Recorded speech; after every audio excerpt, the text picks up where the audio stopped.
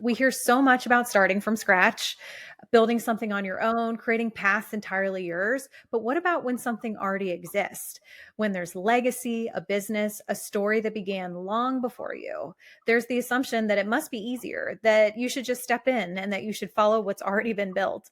But what we don't talk about is the weight that can come with that, the expectations, the identity questions, the quiet pressure to both honor what came before you and to figure out what's actually yours to carry forward. Welcome back to the latest episode of the Write Your Own Story podcast. I am so excited to be here with Margot Grant Witz, who is the Vice President and third generation leader of Elizabeth Grant Skincare. So today we are going to talk about how you quite literally grew up inside the business, learning from your grandmother's legacy while now helping shape where the brand is going today. And what I love about your perspective is that while you deeply respect what's been built, you're also not afraid to evolve it. We're definitely going to talk about skincare because that is your business. We're going to talk about more than that. We're going to talk about legacy and leadership and learning how to trust yourself enough to make something your own, even when there's already been a roadmap in front of you. And I think it's going to take a lot more. We're going to take a lot more away from this than anyone expects. So Margot, thank you for being here. Well, thank you for having me. And in that introduction, I had so many feelings being like, you get it. You understand. I do. I'm excited. Yeah. So Margot, you were part of a third generation business. For perspective, my family also has a third generation business. My brother runs it on the day to day, but as I say, like I bleed orange and blue, which is the company colors. I absolutely grew up, like, I feel like I was raised by that company. I love it beyond measure. And I love the way my grandfather ran it. I love the way my father ran it. And I'm so inspired and impressed by the way my brother runs it. So I really do. And like, I'm involved on like, a board member level and at all the community events. So I really appreciate the seat that you're in. What a gift, but what a challenge, as many things are in life. Can you tell us about your business and just tell us the multi-generational story to kick us off? With pleasure. So I'm Margot Grant Witz, the third generation of Elizabeth Grant Skincare. Elizabeth is my grandmother. She's currently 103 years young. God. She started this company when she was a makeup artist in Elstree Studios in London, England. And unfortunately, she suffered bomb blast damage during World War II. And all she wanted to do was fix her skin and be able to go back to work and feel comfortable and confident in her own skin, which I think is a universal truth for, I always say this because it's a universal truth for women to want to feel comfortable and confident in their skin. And yes, men also want to look and feel their best in everything. So I'm never negating the gentleman, but I feel like there's a lot of pressure for women in all of their different roles and their different hats, and to be able to look in the mirror and be like, I love the changes that my body went through. I love the changes that my skin went through, which more often than not, we don't. So she suffered from bomb blast damage and she wanted to go back to work. And so she found what we lovingly call the essence of Trisam, or as we say, the essence of Trisam found my grandmother. And it was the very first serum on the market ever for at-home beauty use, launched in 1948. Wow. And so we've been around for almost 80 years and counting, which is nothing to sneeze at, where we privately make, manufacture, and formulate every single product in-house. And then when we fast forward to 1992, when my grandmother moved to Toronto, Canada, my mom and her start talking like, maybe we should launch Elizabeth Grant here. And in 1999, my grandmother, my mom, who's my grandmother's daughter-in-law, because she was married to my late father, relaunched our company, where we launched on television shopping networks around the world. And today we have been one of the number one vendors on 10 shopping channels around the world, or as we say, omni shopping. And we still make, manufacture, and formulate every single product in-house, where 85% of our staff are women. And I love that we are coming from a place of us versus a place of this is what you should look like. Yeah. Wow. That's an incredible story. And then when did you come into the business?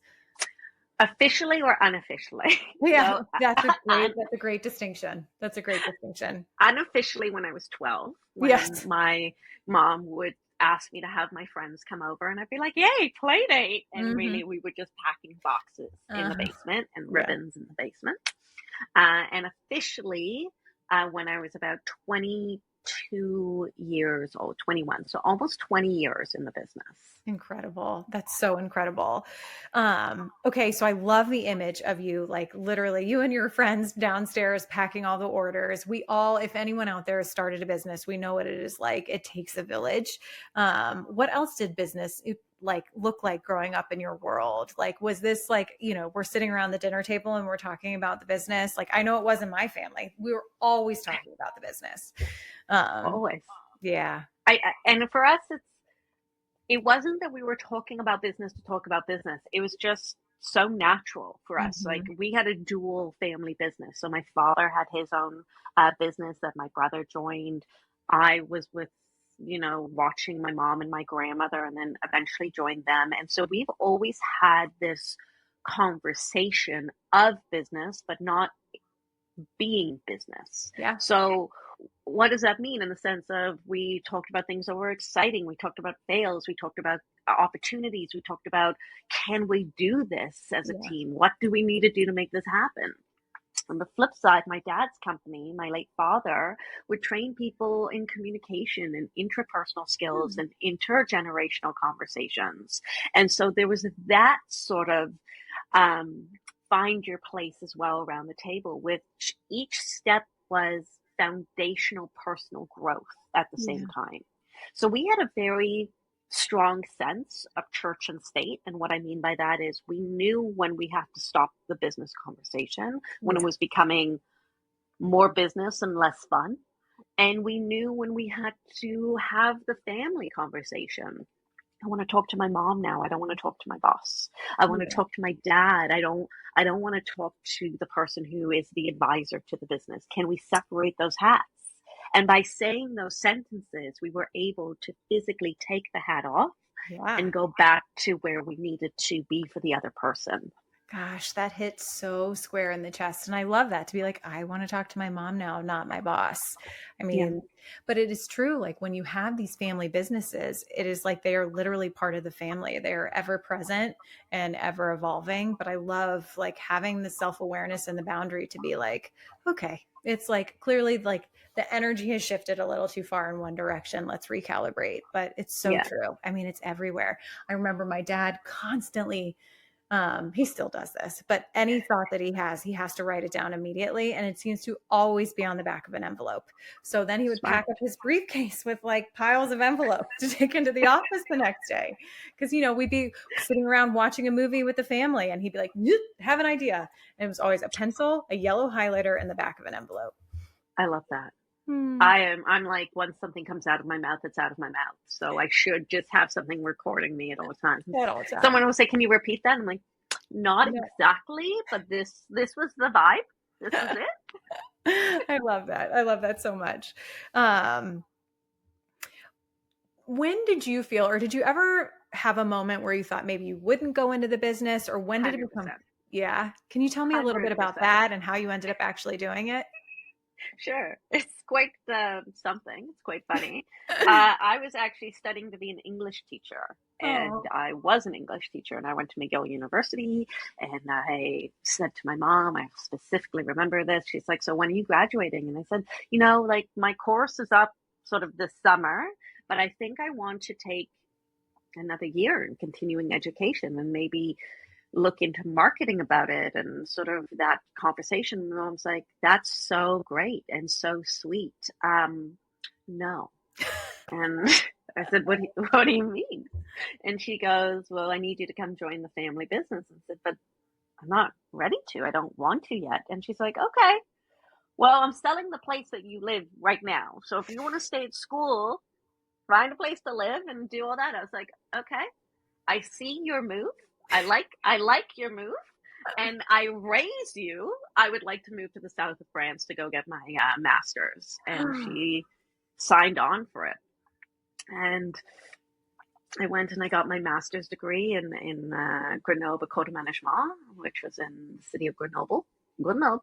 And it was a funny move. And so in that time, in that moving to France, my mom said, can you do the Cannes Film Festival? We're going to sponsor the Cannes Film Festival. Incredible.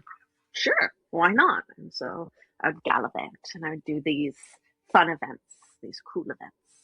And we did the Monaco Grand Prix and the Cannes Film Festival for several years. We did the Grammys, we did the Oscars when the gifting suites were still a thing. Yeah. Before the taxes came. And it was a nice carrot to dangle.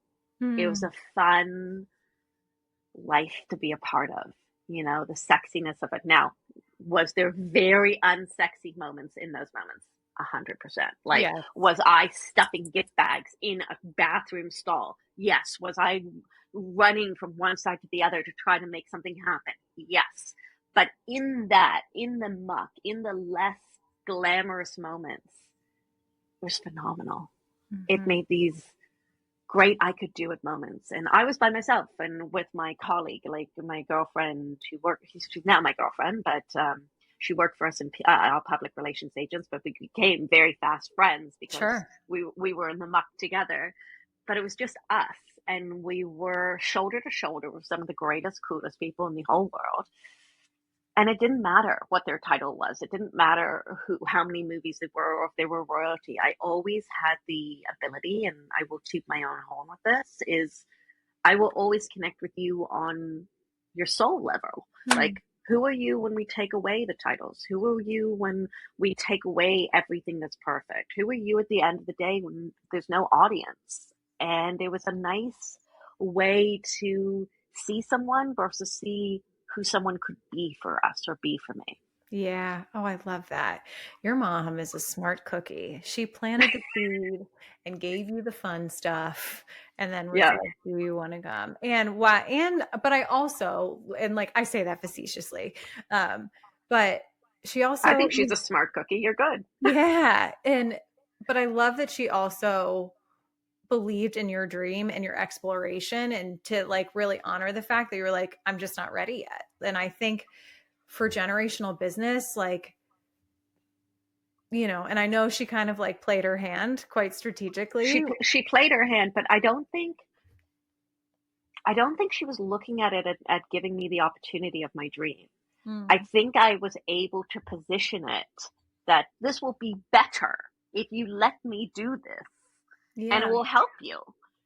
And really, I just didn't want to go to work yet. I wanted to ensure that it was right for me Yeah. versus square peg round hole. Like I could force it, I could be there, I could fit in, but would it be the right seamless opportunity for me?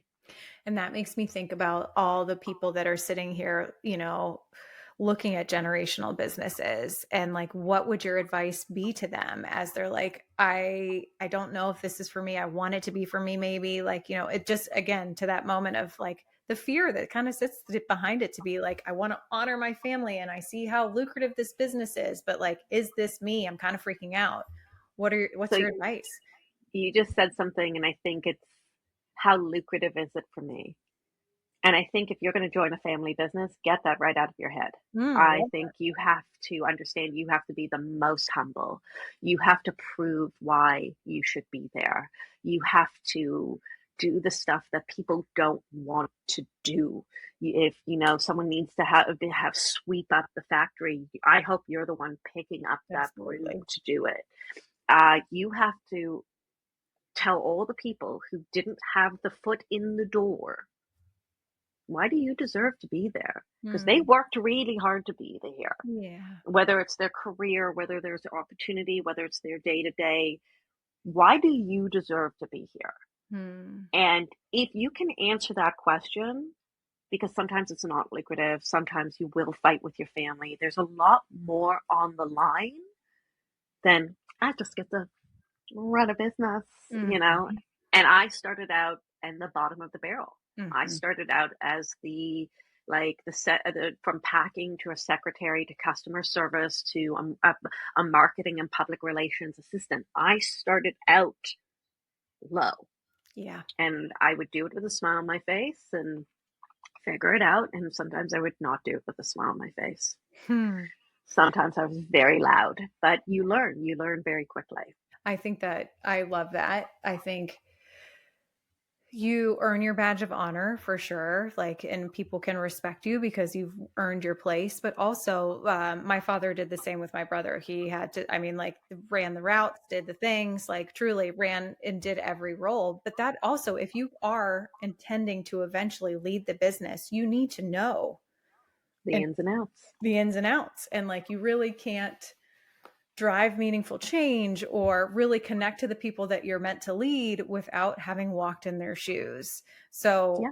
I love the perspective of, if you take all the earning potential away, is this where you want to be? Are you ready to walk in the door, the most humble person in the room, and to earn your way there despite where you may sit at the dinner table? And are you willing to fight with your parents? Are you willing to fight with your siblings? Are you willing to have that? Because if Mm, you're also someone who cannot handle conflict, who mhm. cannot handle that level of communication, it's just not worth it. And that's where generational family businesses break down. Yeah. Greed, ego, conflict. Yeah. Because you can't step out your side of yourself to want to have that resolution. And it's really hard to be vulnerable. It's really difficult to be wrong. It's really difficult to tell your parent you're Hmm. making the wrong decision. But also being mature enough to step back and saying, I've provided my information, I've provided my guidance, I've provided my facts. They might not take it. Yeah. And I have to be okay with that as well.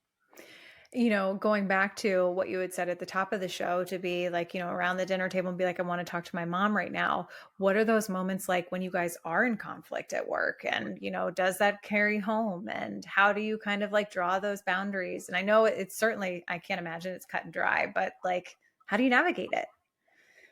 It used to be more emotionally immature. Um, I used to not talk for days, or we would have, when my father was alive, he would sort of come and be the mediator Hmm. between us. Hmm. And then I had kids. Yeah. And then my kids came, and I made a very conscious decision. I would never allow my mother to not have a relationship with my kids, Yeah. regardless of the day, regardless of where her and I are, regardless of if we had a tough day at work, regardless of anything, she will always have a relationship with my kids. Yeah. And so life is bigger than your business. And if you are really unhappy with what is happening in your family business when you're fighting so much, quit. Yeah. Preserve your family. And that's not easy. That's Right. not an No, easy choice either to no. do. But if you're not willing to quit, then I also don't think you should be so quick to chuck out your family either. Yeah, absolutely. At the end of the day, that's what, that's really what matters. And that's who built the business, Yes. right? You wouldn't be able to have that complaint. You wouldn't be able to have that opportunity to be like, you're doing it wrong, or I want to fight with you. They did the work. Yeah. So who are you to walk in Hmm. without that 20 years that they put in? Who are Right. you to walk in to say, I want to lose the person or fight with the person who provided the life and the opportunity I have? And I Mm. think people have to remember that. And when I say to be humble, it also means to be humble with gratitude. Mm. That's beautiful. And I mean, it's so, so true. And it's hard not to lose that perspective, especially when you're young and you've done all this education and you're like, I've got big ideas. And, we're still trying to figure out the balance between ego and humility as we are like evolving from those early 20-year-olds into getting our chin knocked a few times to be like, okay, ready for a little humble pie. But Yeah, that is really beautiful perspective, whether it be in the work environment, in your family environment, to like really honor those who have paved the path before you into the work, into the expertise, and just kind of everything that is encapsulated comes in with doing it. so. Yeah, And that totally. doesn't mean you have to do the same things that they did. That Right. doesn't mean you have to do things exactly the same way that they did. But they've been doing something and it's been working. Hmm. So if you want any of that evolution, or if you want any of that opportunity, you can't knock what was done just because you've been blessed with privilege to be able to have that comment. Mm-hmm. Absolutely.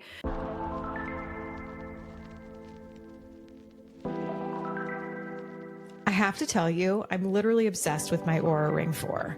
Honestly, my Apple Watch was way too much noise for me.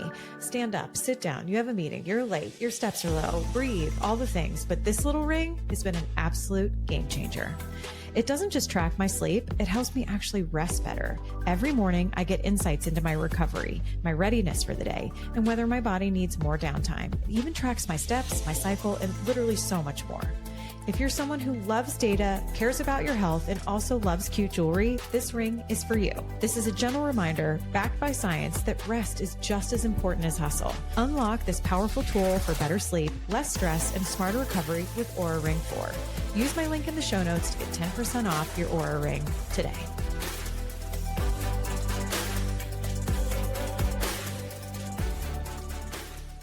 Did you ever feel the pressure, or do you ever feel the pressure to prove yourself differently than how your grandmother and your mom show up, and to like kind of put your own stamp on it? I don't feel pressure to do it, but I will always do things my own way. Mm. Um,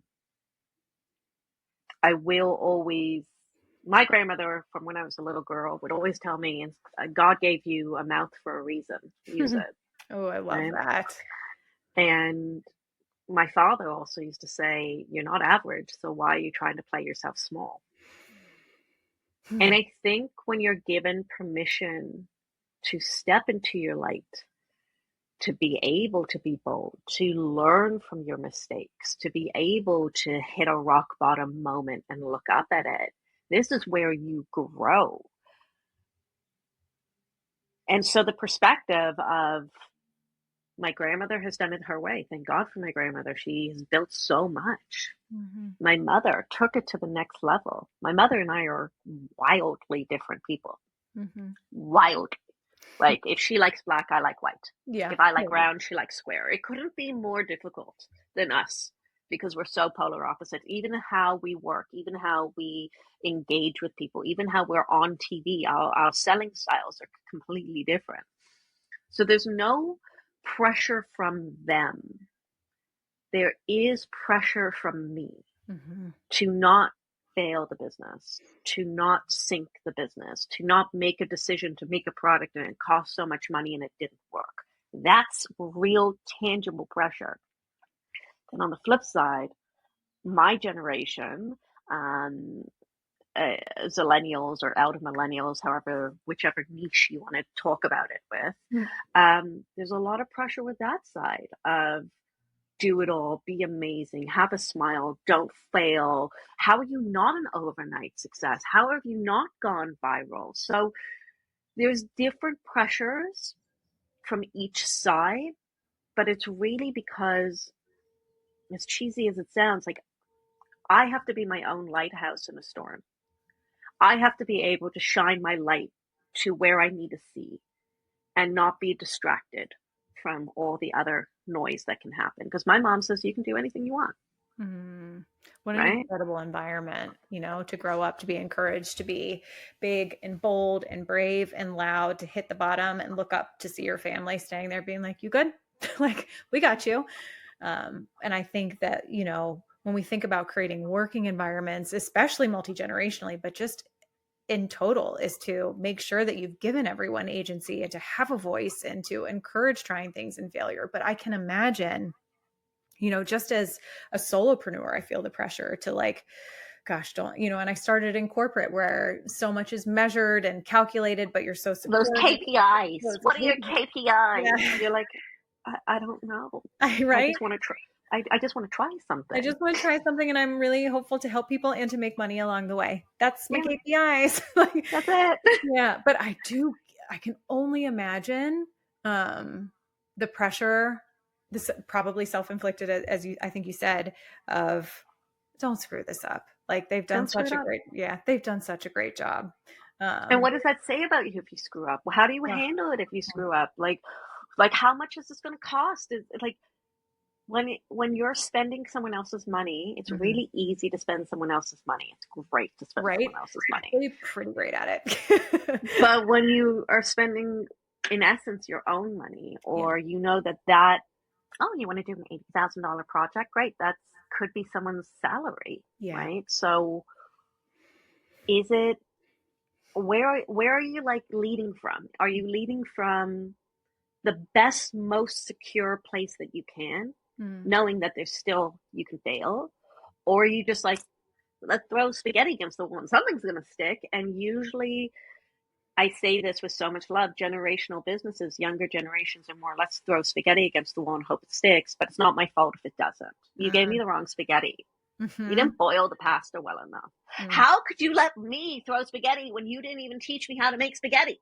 Totally. Right. And just So, like you had said, expecting these sort of like big viral overnight success moments because that's what's fed to them all the time.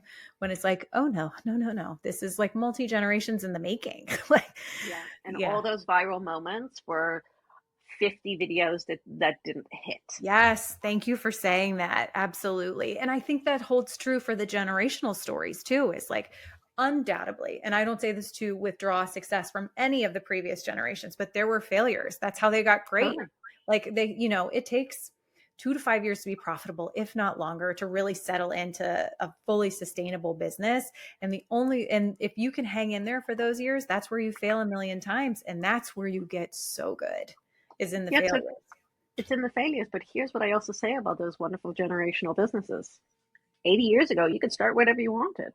There Mm. wasn't so much competition. Yeah. 100 years ago, 60 years ago, I want to start an insurance company. I want to start a brokerage company. I want to start an advertising. Okay. Now, Yeah. today, everybody wants to start something. Yeah. And so the market is flooded as well. So the competition is very high. Mm. The big companies that own so many smaller companies as well, which that is my favorite thing to demystify. And Uh-huh. everyone just goes, well, I love this product. Goes, did you know so and so makes it? And they Mhm. go, what? What do you mean? It's it's in the understanding of how the machine works that you Mhm. can find your place in the strongest, most successful way. In the understanding of how the machine works, you can find your place in the most successful way. Because I was going to ask you, as like the pressures are building and you're about to launch the thing, or, like how do you ground yourself? How do you find your confidence? Because, I was saying on the last show that I recorded, I just finished kind of like a month-long intensive of studying confidence. And like the biggest takeaway is that confidence is not something you have before you start. It comes from taking action. So how do you find your confidence when all of those thoughts are swirling in your head?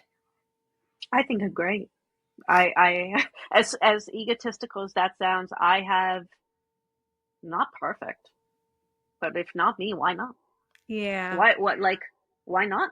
Like, okay, you might fail, and in that failure, what happens? Yeah, you Do you learn. lose everything? Hmm. If you don't lose everything, okay, you have your health. Okay, okay, Yeah. you still have a couple pennies in your pocket. Unbelievable.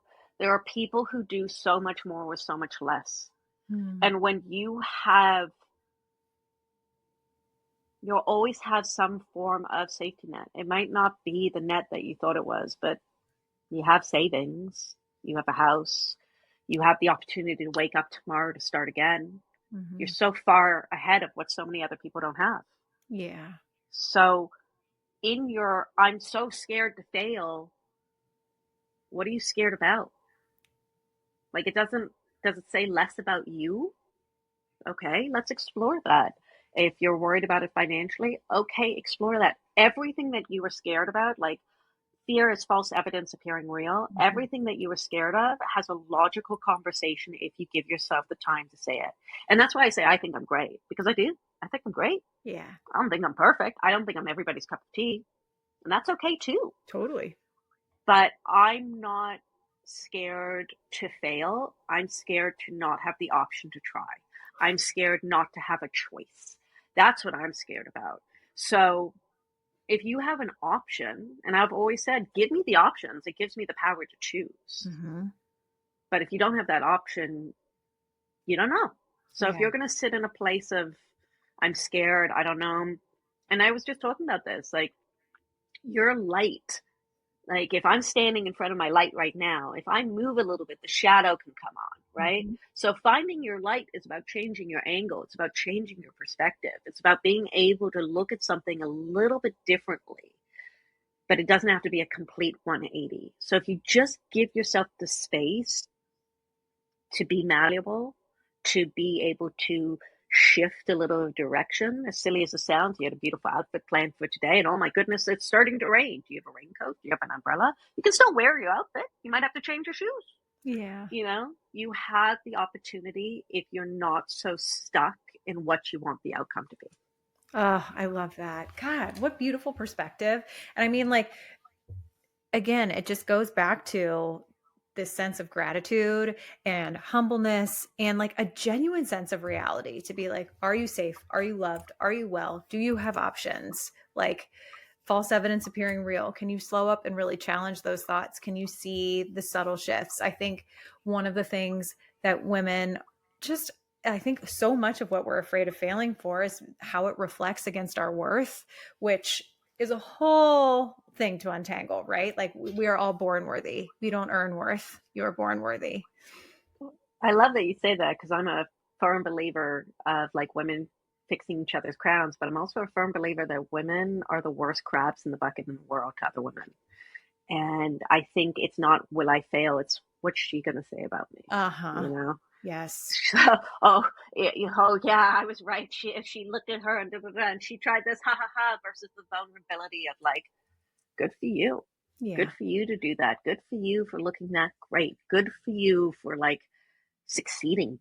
Amazing, you know. And I think women in this world have been forced, and I'm very careful when I say this because I know how it sounds, but a lot of women have been forced to play certain roles because men are the ones who are the leaders. Men are the ones who are the driving force. Men are the ones who set the narratives. Men are the ones who are going to trade you in for the younger model. So this is why you have to look this way. Mm-hmm. And I always say that there wouldn't be a man without a woman. Women Mm-hmm. are the best. Women are the table. Like, what do you bring to the table? You are the table. There Oh, wouldn't be yeah. someone sitting at the table without you. So Mm-hmm. I think women have to be comfortable and confident in how amazing we are and how incredible we can be, but also honest with how catty we can be, or how I don't want you to succeed if I don't succeed, or I don't want you to succeed because I want to succeed, you know? Yes. I think you have to lean into your community, whatever that community is, and warts and all. Be transparent, find your peeps. And if you're in a crab in a bucket situation, Right. Time to come out. leave, Yes. you know, Right. Find a different bucket. I think that find is a different like, bucket. we do have the agency to curate a lot more than like, if I think about multiple generations ago, like we have the agency to find different systems and communities and whatever, like truly like take stock of what is around you. And like, I love that. That makes me, I'm going to stop and think about that later today to be like, okay, if I'm in a moment of fear of failure, who is in my orbit that I'm so afraid of? And that's probably a minute to pause and evaluate. What am I responsible for? What can I do about it, etc. But I love that. And if you can't do anything about it, is it worth your mood? Yeah. You know, because it's okay to be sad. It's okay to be mad. It's okay to freak out. All of these things are okay. Mm-hmm. But if they're going to anchor you to a place of being stuck, Mm-hmm. look at your reactions and be like, is this where I want to be stuck? Yeah. Is this the place that I want to be held into? Is this the hill I want to die on? I love that. Yeah. Yeah, that's incredible. And I think, again, thinking about the generations of the business and the culture that you create in your community, it's like a no crabs allowed kind of thing. Like, No crabs. no crabs allowed. Unless you're a hermit crab, and I'm obsessed with hermit crabs. Because hermit crabs, they get pressure and they leave the shell. But what they do is they line up these hermit crabs from biggest to smallest, and they give the shells down the way. Aww. Be that type of crustacean, folks. Yeah. That is kind of incredible, actually, to be like, okay, Right? I've outgrown mine, but it's all warm and cozy and primed and ready for you. And Here's your perfect crown. for you. And then you try it, and then you give your shell, and then the next crab tries it. I'm obsessed with hermit crabs. Gosh, that's also like generational business to be like, here you go, you're next. You're next. But here's the thing about the generational business, right? There's one thing that a lot of people don't say, and that's the ego of the people who started the generational businesses. Are they willing to retire? Are they willing to pass it forward? Are they willing to step back? Because that can also cause a lot of tension. If your plan is, I'm going to be the president, I'm going to be the owner of this company, and whoever's above you who's related to you goes, that's cute. Absolutely not. It also has to be a conversation that you're on the same page with, because no one wants to be trapped in what they hope they get, and then the reality isn't matching up with it either.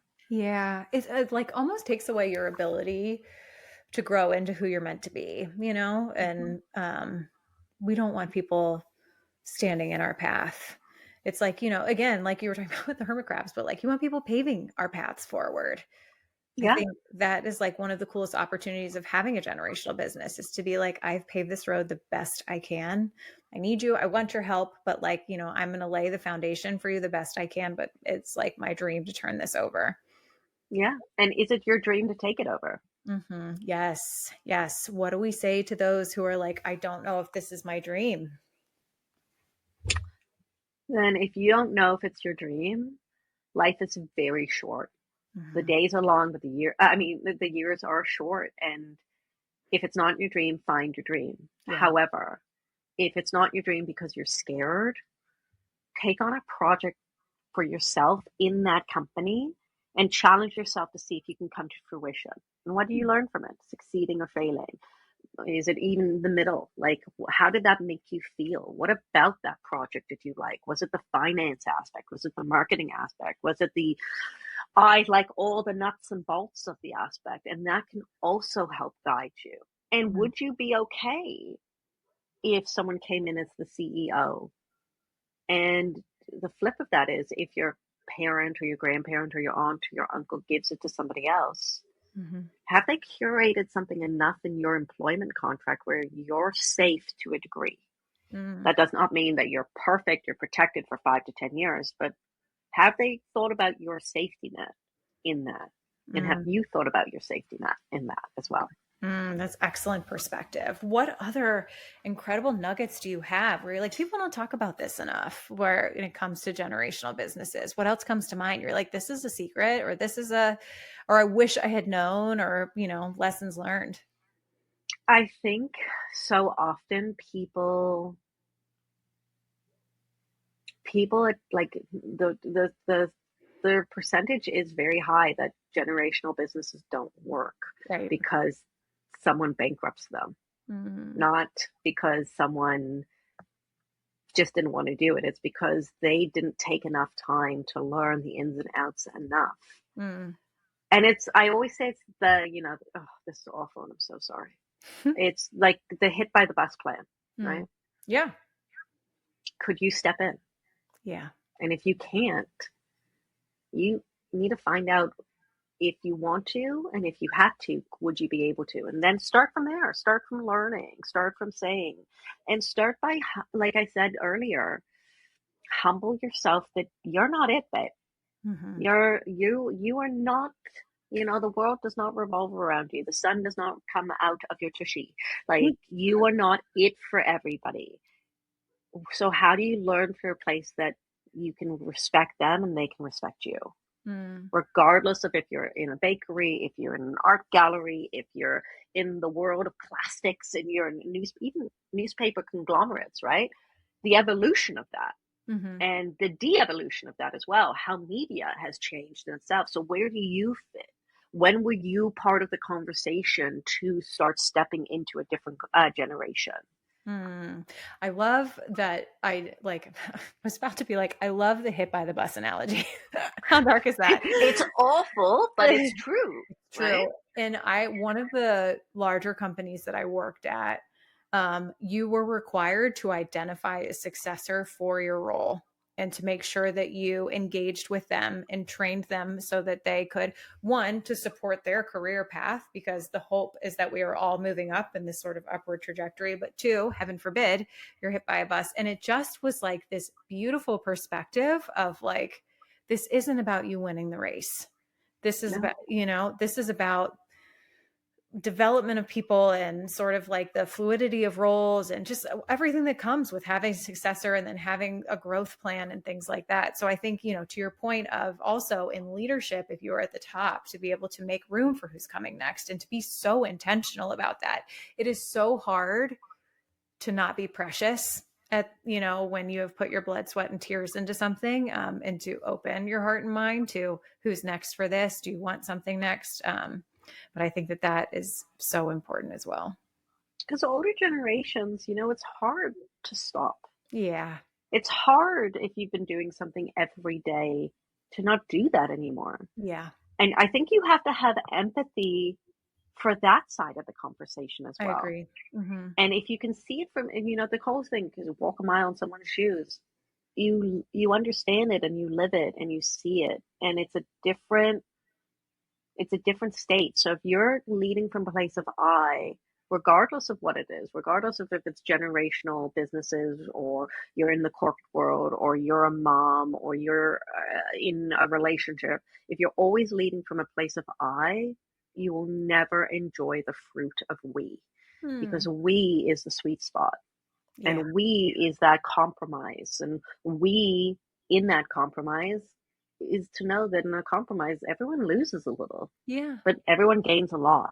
Yeah. And I mean, we are built for community. We are built for and I think somewhere along the way, we have learned we have to do it all ourselves. We have to figure it out all ourselves. But gosh, the concept of we and the power of that. One small tangent, because I love tangents, but like when you were talking about having empathy for those at the top and how hard it must be to stop working for older generations. I remember when my father was retiring, we always joked that like my dad slept in like khakis and loafers, and like he's just always was so lovely, is so well put together, and still is, for the record, sharp dresser. But I remember being at his house and he was like really truly transitioning into retirement, and it was just this moment of, I have all of these clothes that like essentially I won't wear anymore, and it was it's so connected to all of our identity, right? Like this is his passion. This is his life's work. Besides, I mean, he's such a dedicated family man too, but like, and so sort of like, being like, oh my gosh, I'm literally like hanging it up proverbially. Like I could see how stoic he was in that moment, but how emotional it was in that moment. And then it's kind of those moments of like, now what? Exactly. We spend 1/3 of our lives working, and that work becomes our identity. Yeah. And it's my favorite thing. Like if you ever go to Europe, no one asks you what you do for work. That's the least interesting thing about you. And plus they work to live there. They don't live to work. And very different. And you come to North America, and one of the first questions you have in an icebreaker room or a room of marketing is, so what do you do? And somehow that creates a conversation, and you're just kind of like, and if you retire and you become a stay-at-home mom, or if you retire and you're a grandpa, or if you retire and you are now a gardener, are you less? Yeah. Your work is just in this world something that has created a form of your identity, but it shouldn't. It's just a microscopic speck of a fabric of who you are. It's just a thread in your quilt, So when you're in your 80s or 90s, or blessed like my grandmother is 103, you don't just turn around and be like, yeah, I forgot to do the invoice. If I just did that one project, if I wore that shade to that interview, that's not what you look back on. No, that's just part of the grind to distract you of what really matters, because everything can come and everything can go like that. Yeah. And so who are you in that vulnerability? Who are you when you put your head on that pillow? Who is standing next to you that makes you laugh and cry? Who are you as the type of person that shows up? Do you just wait to speak? Like, are you just listening to interject your thought, or are you listening to the person who you're having a conversation with? And that stuff matters way more than anything else. So when someone is retiring after all that time, it became their identity, because how could it not? Yeah. And so when you hang it up, you go, well, who am I now? Yeah. Am I of value to the conversation? Hmm. Am I of value to my family? Am I still able to provide the nuances that they always looked up to me for? And that also is the different conversation of when you sort of get to parent your parent. Yeah. Right? Like, Yeah. how do I take care of my parent now? What does Mm-hmm. that look like? And so it's sort of, you start having these bigger conversations, 40s, 50s, 60s, 70s. But what would be so great is there's a freedom when you're in your teens and 20s that you can do anything. Yeah. You can be anyone. You can have these grandiose, passionate feelings because the world hasn't hardened you. Yeah. Isn't that the truth? Isn't that the Right? truth?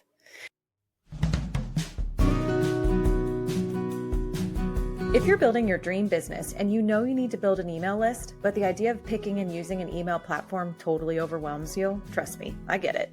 But I've got you, girl. Flowdesk is where it's at.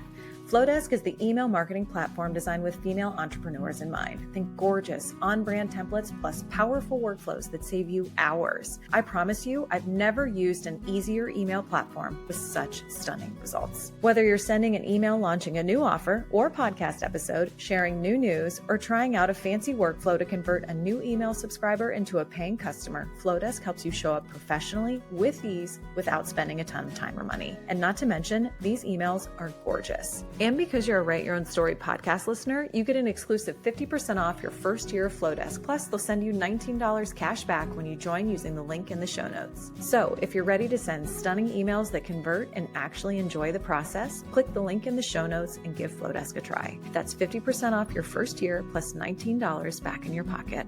Check out Flowdesk today. It's like your super talented email writing best friend. I promise you won't regret it. Now, back to the episode.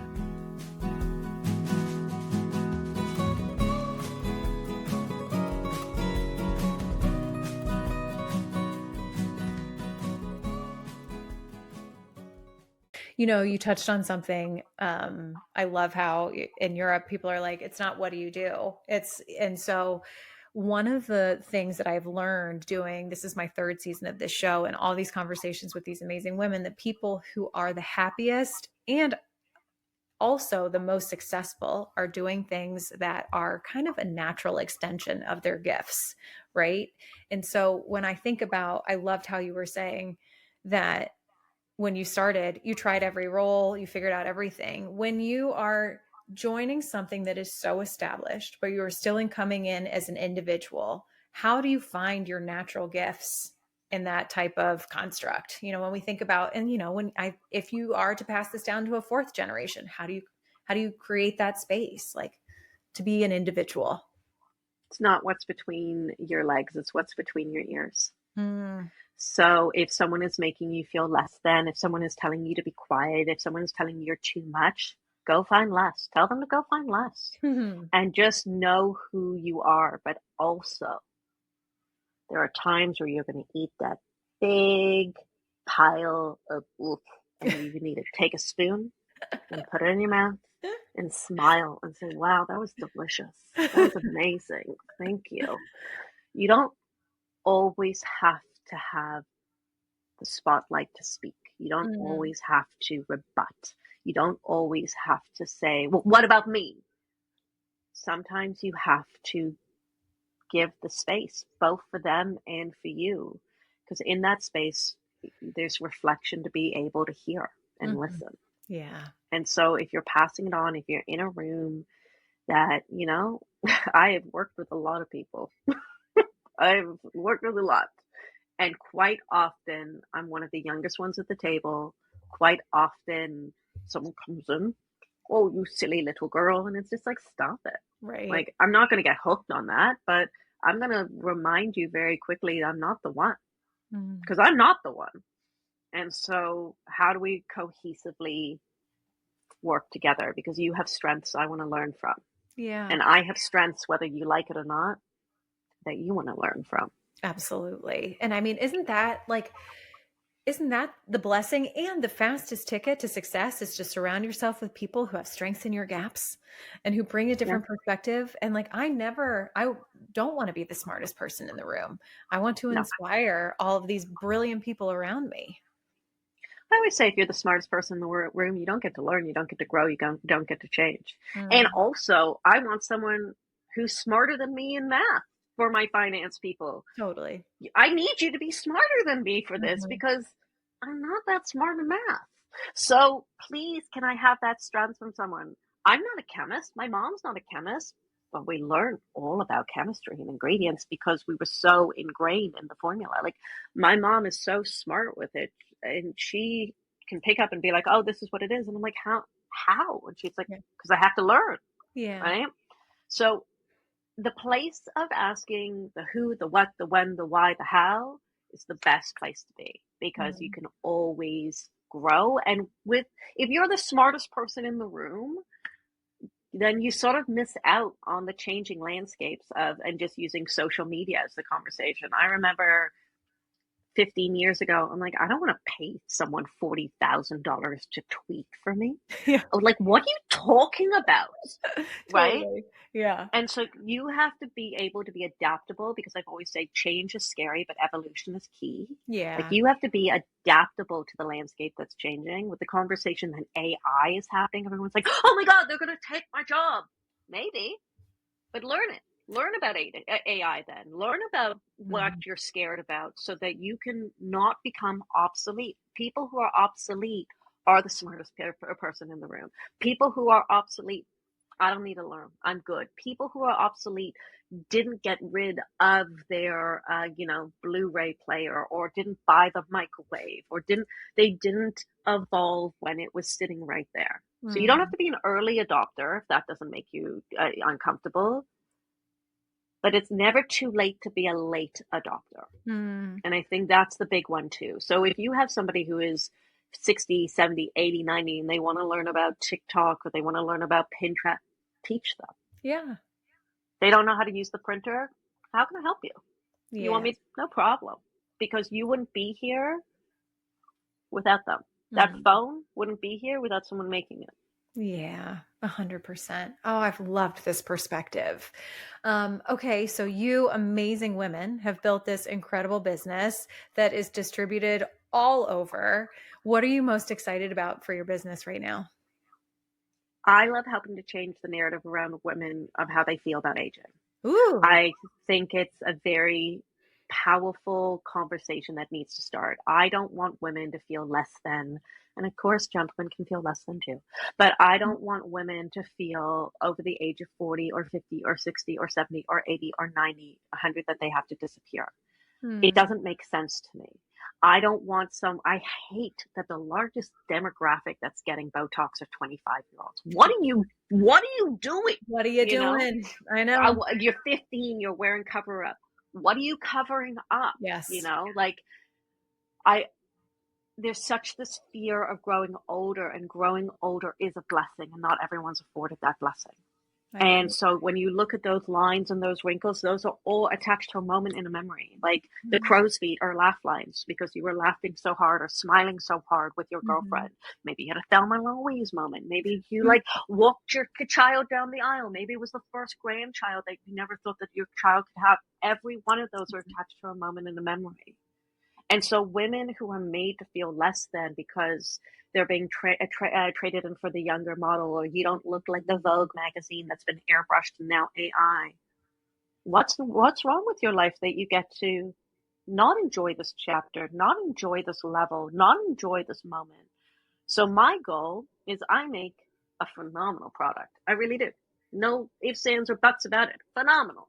But what I think what makes us so special is I can't look at my grandma at 103 and be like, you don't get it. You don't understand aging. I can't look at my mom, who was an avid sun worshiper in South Africa, who was like cheetah spots, okay, and be like, you don't get sun damage. You don't. They lived it, Yeah. and so when you come from a place of community, and people go, oh, we're so isolated now. It's because you've closed the door in your village because they don't fit your block. They don't fit your definition. They're not cute enough. They're not this enough. Stop it. Women are amazing. Women at 40, women at 50, women at 60, women at 70. There's so much more of life to live. Yeah. And so if you're just thinking, well, oh my God, I just turned 30. It's like a big part. It's like, bless, you have, God willing, 60 years ahead of you. What do you, this is your top of your mountain, girl. You're gonna be tired. You're gonna be so you're tired. Gonna like, you're gonna be tired. You're gonna be disappointed. And you want to go out to pasture now? Okay, go out. But I think women deserve to feel amazing. I think women deserve to look in the mirror and love what they see. I think women deserve to be the most confident, compassionate, incredible, strong people. And I don't love that specifically in my industry, so many companies want to make a women feel like something's wrong with them. Yes. When there's nothing. What problem do we solve? What's wrong with you that we can fix? Yeah. Men age gracefully and women just age. And you're just like, okay. Who made that rule? Who made that rule? Exactly. Right. So what I'm most excited for is continuously having opportunities to help change women's perspective about how they feel, help change younger girls' perspective about being aware of how you shouldn't feel either. I love that. And I think there's a big conversation with that. Okay. If everyone is like, hell yes, and wants to interact with your brand and hear your stories and be inspired by your messaging, how do we find you? Well, we're ElizabethGrant.com with a Z, not an S, and we're at EG Skincare on Instagram and pretty much every one of our socials. And what I always love to say is, even though we're a big global company, we're the heart of a family business. So when you're emailing us, 9 times out of 10, you're either talking to me, you're talking to Amanda, who's been with us for 25 years, you're talking to a small member of our team. And so if you're quick to be a keyboard warrior, no, you were always just a real person on the other side of it. Yeah. And I love our community for that reason. We have a great community. Oh, it seems like you have built something, or, have been a part and have put your own beautiful energy and unique energy into something that is so incredible. What a story too, starting with your grandma. And I love that you're like, I can't look at my grandmother or my mom and say, you don't get it. They certainly do. Get it. They sure do. And then they've built products to then turn around and help people who have, I'm not going to say struggled, who are looking for a similar outcome that they are. But you can say struggle, because I think women do struggle in their appearance because they've been made to struggle with their appearance, especially like, imagine acne. You thought you got rid of it when you were 15, and then you're perimenopausal, you're menopausal, or you're hormonal, and all of a sudden comes back, and you're fighting between the wrinkles and the pimples, and something just isn't fitting, and why? Yeah. And then you have people who are with you, like our leading R&D, our head of chemistry is a woman over the age of 50. I love that. Me too. You know? I love that. And I have to say, when you look at people in the past, you also have to appreciate the struggles of where they came from. My grandmother didn't own the business because she was a woman. Right. My grandfather had to, and he bankrupted her twice. I know. My mom couldn't even get a loan in 1998 here in Canada from, I think, 20 banks. Only one bank gave her a $5,000 Canadian loan because they believed at that time about women in business. So when you're like, oh my God, so many years ago, so many decades, I know we're in 2026, but like 1998 is not that crazy far away to think that women weren't supported to succeed. Right. And here we are getting all caught up that like our videos haven't gone viral or that we're not successful overnight, when it's like your mom in 1998 couldn't get a loan just because she was a woman. And I think people also have to redefine what that success means to them. Yeah. Okay, your video that you tried once, I said this the other day, gosh, is it hard to go in front of a camera and continuously create content and be consistent with that Yeah, content? I Are agree. you doing that work? Are you doing it? But like, that definition of success, it's always been the Hollywood star of it, right? The Mm. Hollywood stars, those are the most beautiful, those are the most successful. That's who I want to be. And so you ignore all the stuff that you've built. And I think the greatest advice I can say to someone, the biggest challenge I can say to someone is go on a 24-hour social media fast. Ooh. Reset it here.